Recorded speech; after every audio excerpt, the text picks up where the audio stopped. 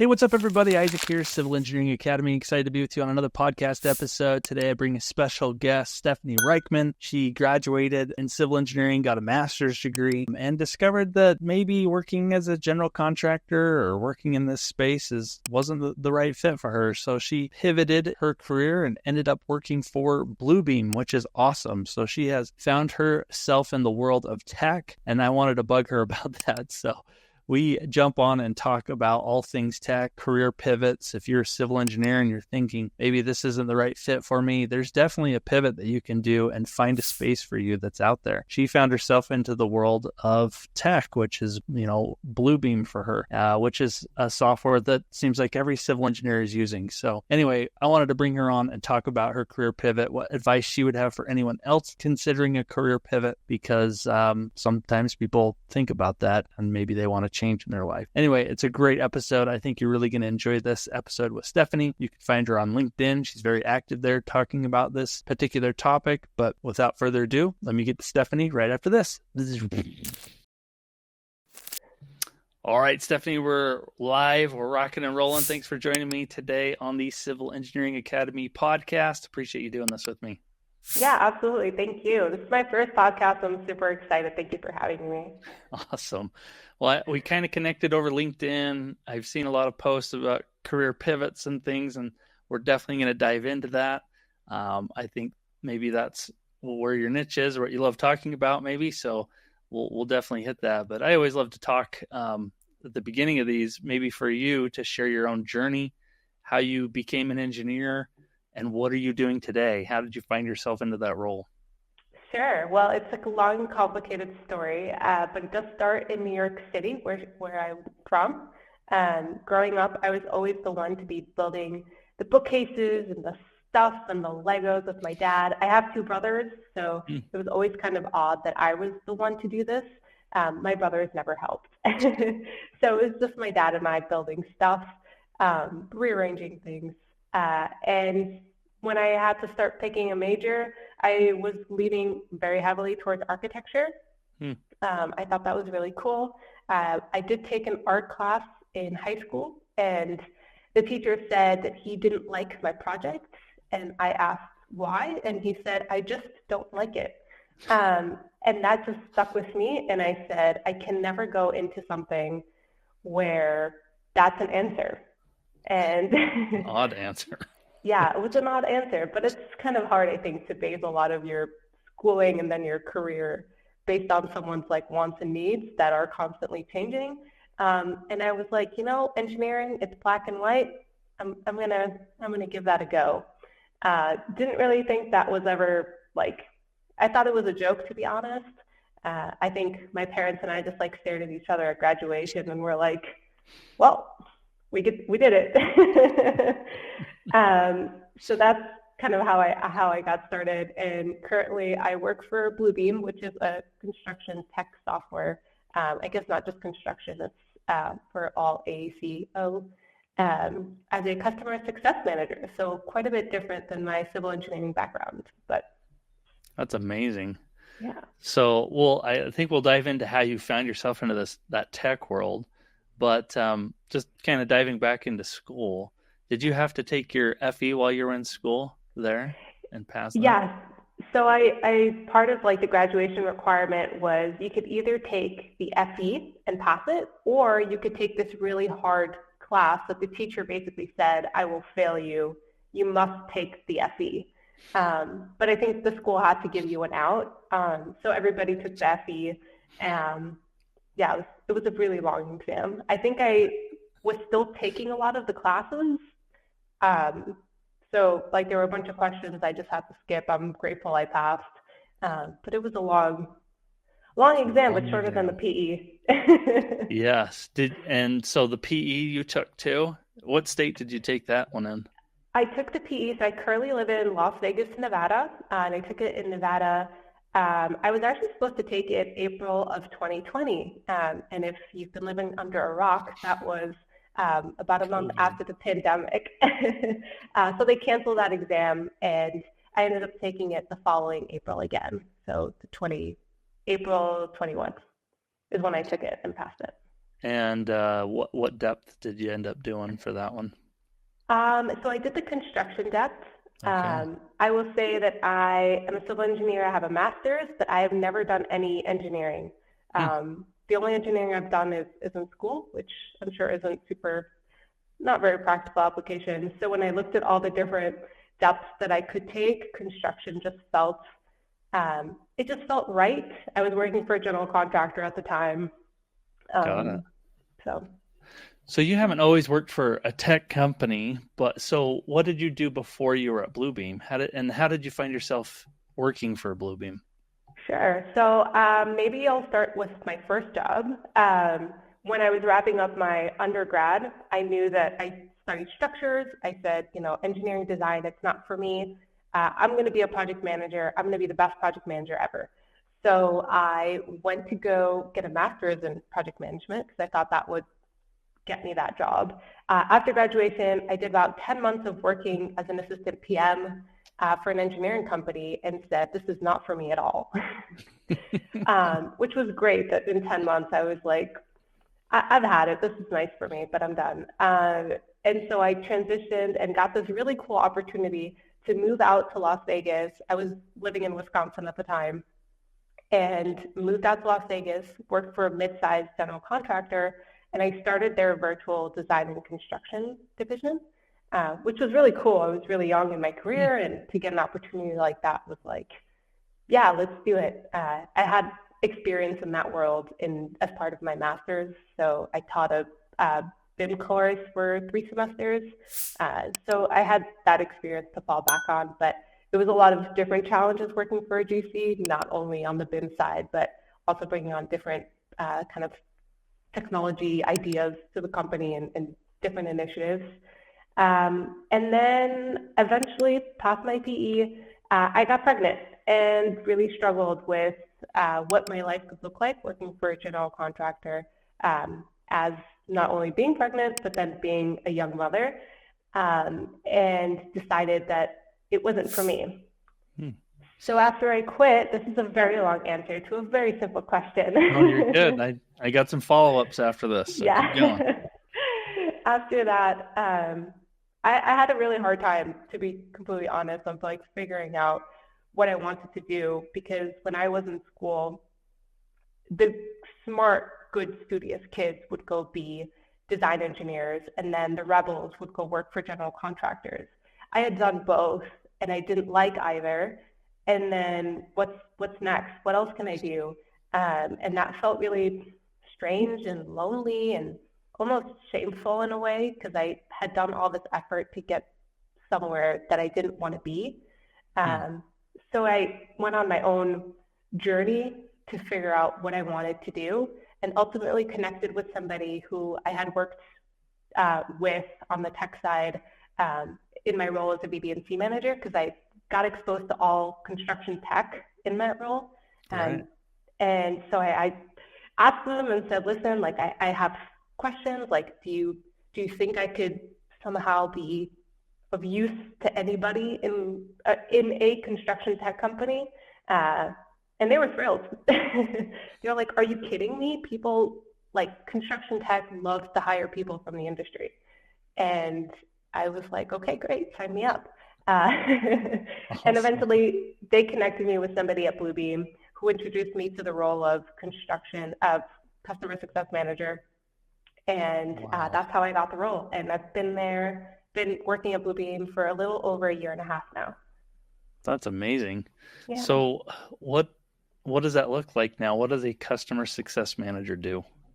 Sure. So I work with about 150 different accounts that are all about mid-size.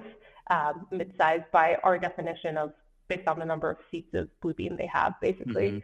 Hmm. And basically just work with them to maybe introduce new features, review their workflows, teach them tips and tricks, hear their complaints, maybe hear what they like, what they don't like, meet with end users. That's probably my favorite aspect of the job. So it's managing kind of your own book of business in a sense. So there's a lot of more entrepreneurial aspects of the role, which I really enjoy. That's awesome. Well, Yeah, let's back up a little bit. So you became a sure. mother and you noticed that the industry just wasn't great. for mothers. Could you hit on that a little bit? I thought, I guess maybe I'm naive in this, but I thought companies were trying to make policies that were more beneficial, more flexible, but maybe it's not the case. Maybe it hasn't stuck or whatnot. But in your experience, it doesn't sound like it was great from what you saw, but maybe hit on that a little bit. What was your experience having to go through that? Yeah, absolutely. So I will say I'm sure that I don't have experience working at every single company, and I'm sure that there are some companies that do a really great job of supporting their women and mothers. I had a really tough time. This was also past the pandemic, sort of, but I obviously had a lot of fears around that. You're going to be in a hospital, and I didn't want to get sick, so I was pretty paranoid about it. And then I think different companies kind of handled the pandemic in their own ways. And I think it was hard for me in the role that I was in, and hard for me to accept sometimes that I couldn't work from home, especially as I was like transitioning to later aspects of like the pregnancy. I was pretty big. Yeah. And it was hard for me to just do certain tasks. And I think sometimes that was hard for me to have to explain, and I didn't feel like I had to explain it. For example, I'm a drone pilot, so I actually went out to job sites and flew a drone around. Part of that does mean that you have to put the drone down and pick it back up and be on your feet for a couple hours. And I knew that I was going to take some time after having the baby, so I wanted to make sure other people were trained. And so there was some friction in terms of like, well, we kind of want you to stick around a little bit longer and fly a little bit longer. And I was kind of pushing back saying, I want to train the next person because I'm kind of struggling doing this on my feet all day. So I think it was, like small things like that eventually, they just kind of add up and cause some frustration. Another tip for all of you women out there is make sure that your company offers short-term disability. The company I work for actually didn't. So I had to take FMLA, which is unpaid leave. Wow. And that kind of sucks. So short-term disability. Yeah, if companies aren't doing that, hopefully they're listening to this. Yeah. Yeah, better policies for all of that, I think, would be better to not only for the employees they have, but to attract women into this field. They need to know that these things are set up to give them the best quality of life and home life that can work for, both parties in a lot of cases, but to make sure you're comfortable there. So, Yeah. Well, that's unfortunate. So, okay, so that was your experience there. So we found Bluebeam. How hard was it to transition into a technical company like that? I think we did a lot of the aspects of the role that I was jumping into in my previous role as a VD&C manager. So I spoke with a lot of tech companies. I sat in on a lot of demos. I evaluated a lot of softwares. So it's basically just flipping the script. In working for Bluebeam, I think there was definitely a learning curve because while I thought that I knew a lot about Bluebeam, there's definitely a lot that I had to learn. I feel the same way. I use it, but it's like, holy cow. Yeah, and exactly. And there's constantly people that are asking me questions, and I have to go back and like ask people that have been at the company a lot longer than I have that are just like giant wealth of knowledge because there's just so many things you can learn. So for me, I would say that was probably the biggest learning curve jumping into the role, was just learning all the different ins and outs, all the settings that you can enable and disable in Bluebeam. Got it. Well, let's open up that a little bit wider. I'm curious what advice you would give to other engineers, civil engineers, that are maybe considering the same thing and doing a career transition. Do you have any tips in general for them, whether it's kind of staying in the same vein or maybe even jumping into something else? But any thoughts around that? Yeah, absolutely. I think always kind of assessing what you do and don't like about your current role is a really great place to start. And I'm always a really big advocate of actually writing everything down so you can see it and really think about what you do enjoy from the role and what you don't, and that what your own strengths are and what you actually want to be doing in the future. Do you like talking to people? And I think here it becomes a lot more of like an honesty exercise with yourself. Some people would say, I don't like talking to people, but they do actually want that interaction. So I think it's really important to first really consider what you want to do and not get too bogged down by the labels of, I want to work in tech, or I don't want to be an engineer, and just really think about what you do enjoy and what you want to do more of, so you can kind of use that as a base. And then you can maybe use tools like LinkedIn, which I've used for my own career pivots, to try to find people with similar experiences to you and have conversations with them. But I think it's important to first do a little bit of your own homework, a little of your own introspection, a little bit more research, so that you come to those conversations with people that maybe are doing something maybe similar to what you're trying to do, with a little bit more information on what you're hoping to achieve. I like it. So I'm curious, what are the positives and maybe some of the negatives of working in the world you're working now? Sure. The positives I would say is I work from home. I think that's a really cool perk. Something that really drew me to tech in general, because I am a young mom and wanted to have that flexibility for my own home life. So I think that was probably the biggest positive. I would say the biggest negative, which is very personal for me, is it's been a challenge for me to overcome the fact that I do have a master's and I am a PE, but that I work in tech. And while I use aspects of my degree, I certainly do not need a PE to work the role that I'm currently working in. And I think sometimes I need to remind myself that it's not because I have the degree that I have to use it every single day. But that's a very more personal negative aspect. Yeah, and I could totally understand that. You put in all this time and effort, you're a PE, but we're not using it, I guess, in the way you thought. Maybe that you there's a little bit of an imposter syndrome going on there, maybe, or something going on. But yeah, that absolutely makes sense. That's why I used to have art back here. And then when I set up this office, I was trying to find other art, and my husband and I were like, why not just hang my diplomas up here? So at least I get to visually enjoy them. Well, and I'm sure that's not the end of your career life either. So who knows where that will land you. I know as part of maintaining your PE, you still have to get PDHs. So how are you navigating that? Does Bluebeam, are they fine with you just taking whatever you need to get the education you need? So this is actually my first cycle, because you know how it goes by the letters of your last name. So the last cycle was my first renewal cycle, so I was exempt from PDHs.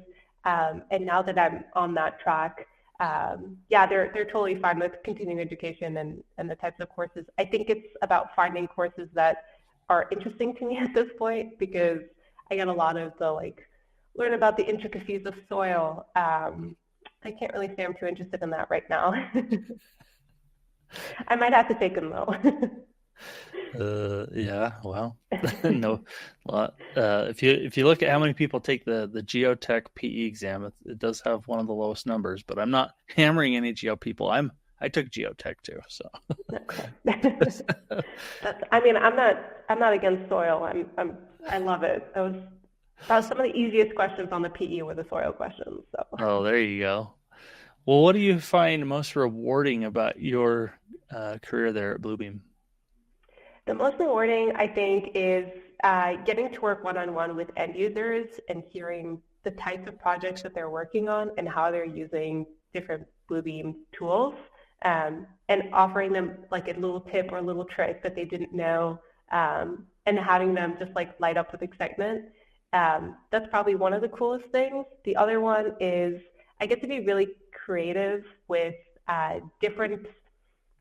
we have goals, I guess, that my manager set our goals for our team, and they kind of allow me to be as creative as I want on how to achieve those goals. And that's been an incredibly rewarding kind of ability to be creative in the current role has been probably my That's second awesome. favorite thing. Yeah.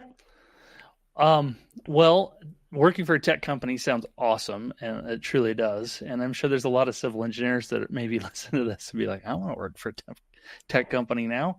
But could you talk a little bit about maybe what engineers maybe don't see if they move into a technical role, especially now that you've got experience in both worlds? Yeah, I think that the tech world has done, just not Bluebeam, I think this is just general tech, has done a really great marketing job of, giving this idea of the work from home and maybe you get paid a little bit more. And people get really enamored by that, which is great. And some aspects of that are definitely true. But I think what a lot of people are missing is that in tech, jobs are a lot more volatile. I think, some companies are more kind of isolated from that than others. But in general, I think civil engineering, working for a general contractor or engineering firm, barring obviously performance, like the odds of you being let go, I think are really small. There's always more work. They're always looking for people.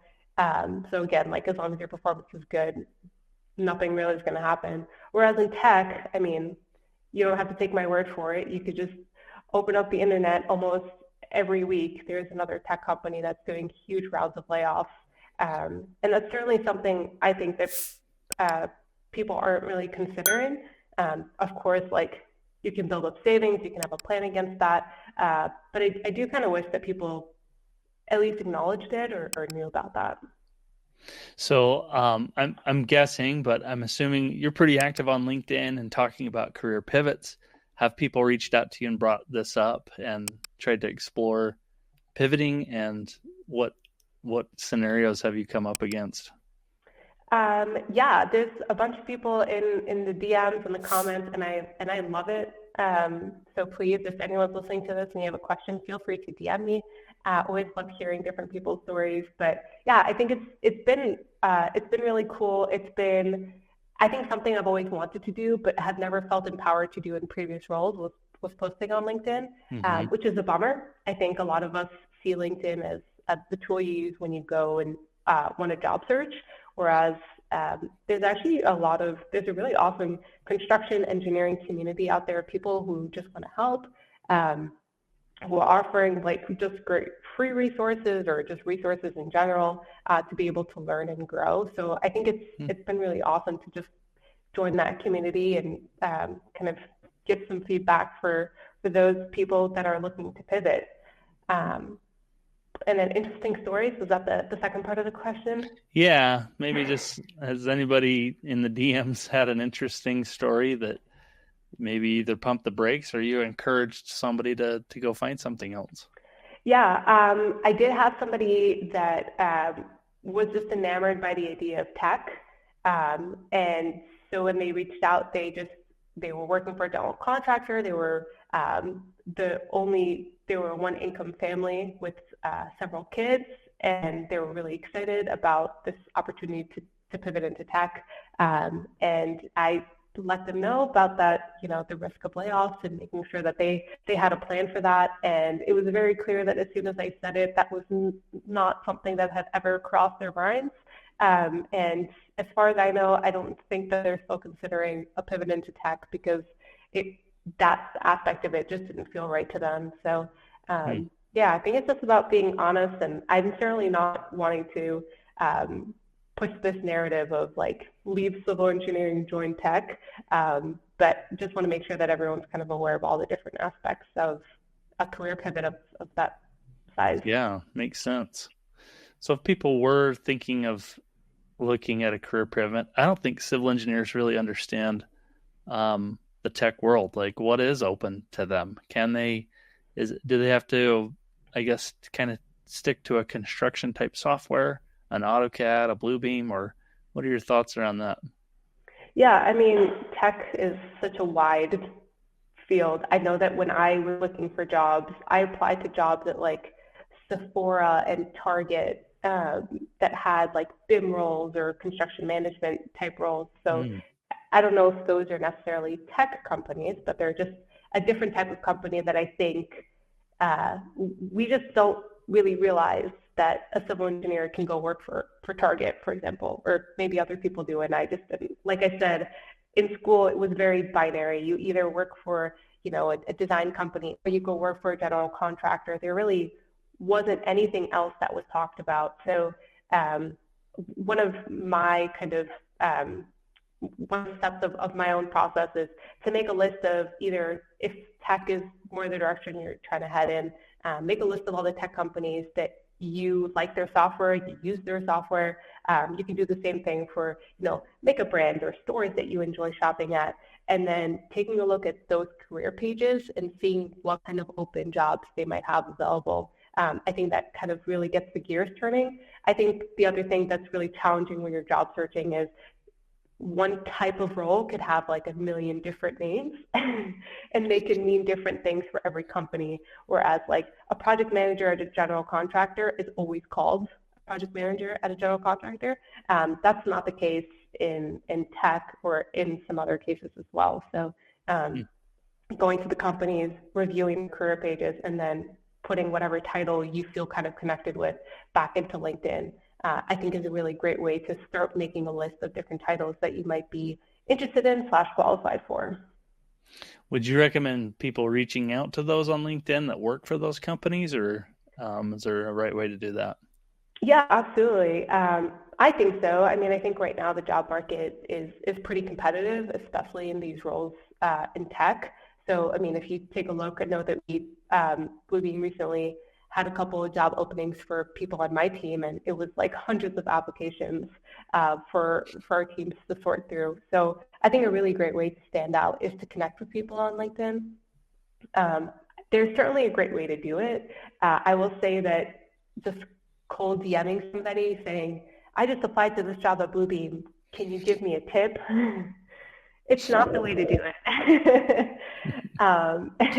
It's kind of like if you were at the grocery store in your pajamas and someone just like walks up to you and like starts to give you stock advice. It's weird. Like I just want to get my ice cream and go home. I think a great way of doing it is to just like build some rapport with somebody and just ask them questions about the role, ask them questions about themselves, and then let them know that you are interested in applying for the role and ask for their take on it. I know that's more of a hard game, and when you want to be applying for a job, you just want to get the job. You don't want to sit there and schmooze it up with everybody on LinkedIn. But sometimes it's what you got to do. Interesting. Yeah. Well, I want to bug you about a bunch of other stuff, but what was the interview process like? Did you have to go through multiple interviews? Was it one interview and found you were fit? Sure, yeah. So the Bluebeam interview process was actually one of my favorite processes of any job that I've ever done. It was super straightforward. It was one HR screening, one interview with who ended up being my manager, and then a panel interview with a couple people that are on my team. And that was it, which was incredibly refreshing. I did, just to give a different perspective, I did do another interview process with a different company. It was supposed to be 3 interviews, and it ended up being 5. And at the end of the 5th one, I was asked for a writing sample, which really triggered me, and I was really frustrated by that. It didn't feel right. I think like a report, a blog, anything. I'm pretty sure I responded and let them know that I could send them my thesis, or maybe I did send them my thesis, and I don't think they liked that. And then I was like, I'm done now. Thank you. So yeah, thank you for the opportunity. I think it's really disappointing to see that companies do those types of games with candidates. And I think it's hard for candidates because sometimes you just don't know. Like, for example, I could have, played ball with this writing sample, and then that could have been my dream job. Probably not, but it could have been. And I think that's hard as a candidate. You just want to get the job. But sometimes, like, if it doesn't feel right in the gut and you've done all these things and you feel like you have to jump through hoops, it's okay to just walk away from the interview process. Yeah, good point. Yeah. Well, this has been a fascinating interview. Thank you for sharing all these details about your journey to Bluebeam. And for those that are considering maybe a career transition, what's the best way for anybody that had questions about this to reach out to you? Sure. I'll make a quick pitch for myself. Great way to connect with me is on LinkedIn, Stefanie Reichman. And then I did release a free career pivot checklist.